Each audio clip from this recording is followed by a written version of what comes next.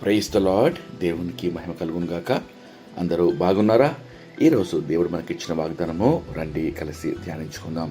యెషయా గ్రంథము 28వ అధ్యాయము 16వ వచనము. విశ్వసించువాడు కలవరపడడు.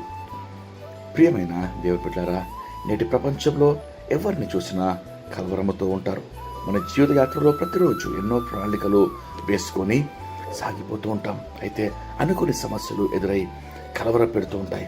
వాటిని తట్టుకోలేక, ఎవరికి చెప్పుకోలేక ఏమి చేయాలో అర్థమవకుండా తలపట్టుకొని కూర్చుంటాం.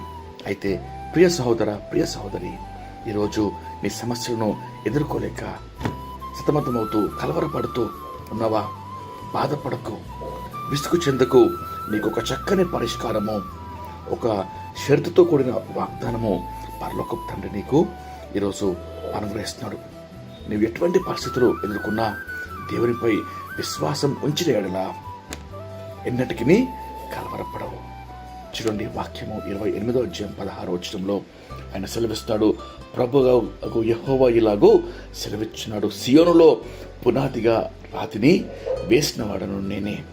అది పరిశోధింపబడిన రాయి, అమూల్యమైన రాయి, బహు స్థిరమైన పునాది అయిన మూలరాయి అయి ఉన్నది. విశ్వసించువాడు కలవరపడడు. ప్రియ దేవుని బిడ్డలారా, ఆ యొక్క బండ క్రీస్తే, రాయి క్రీస్తే. మన జీవితాల్లో ఎన్నటికీ మనము కలవరపడకుండా విశ్వాసంతో ముందుకు సాగుటకు స్థిరమైన అమూల్యమైన పునాది యేసుక్రీస్తులో మనము వేయబడి ఉన్నాము. కాబట్టి మనము కదలము, కలవరపడము. ఇట్టి కృప దేవుడు మన అందరికీ అనుగ్రహించలాగున రండి కలిసి ప్రార్థన చేసుకుందాం. ప్రార్థన. మహాపరిశుద్ధమైన మా ప్రియమైన పరలోకపు తండ్రి, మీరు ఇచ్చిన శ్రేష్టమైన వాగ్దానంకై మీకు ఎంతో స్తోత్రం చెల్లిస్తున్నామయ్యా. విశ్వసించేవాడు కలవరపడని సెలవిస్తున్నారయ్యా. ప్రభువా, ఎన్నో సమస్యలు, చిక్కులు, ఇబ్బందులు ప్రభువా అయ్యా జీవిత యాత్రలో ఎదుర్కొంటూ ఉంటామయ్యా. కానీ ఎప్పుడైతే మా విశ్వాసం ప్రభువా స్థిరమైన పునాదిపై, అమూల్యమైన రాయిపై ప్రభువా బహుస్థిరమైన మూలరాయిపై ఉన్నదో అప్పుడు మేము కలవరపడమయ్యా. ఆ పునాది క్రీస్తే అంటున్నారు దేవా. ఆ బండ క్రీస్తే. ఆ బండపై ప్రభావ మేము కట్టబడి ఉండగా తండ్రి కలవరం చెందము, భయపడము, దిగులు చెందము. అయ్యా నీకు ఎంతో స్తోత్రం ప్రభా. ఈ వాగ్దానం చేత ప్రభా మీరు ఈరోజు ఉదయకాలం ప్రార్థనలు ఏకీపించిన అందరినీ తండ్రి మీరు బలపరుస్తున్నారు, కృపతో నింపుతున్నారు దేవానికి ఎంతో స్తోత్రం, స్తుతి, మహిమ చెల్లిస్తున్నామయ్యా.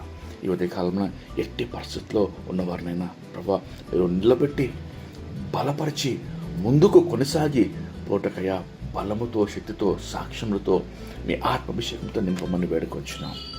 మీకెంతో స్తోత్రం చెల్లిస్తూ అయ్యా మీకెంతో స్తుతి తండ్రి ఆరోపిస్తున్నాం.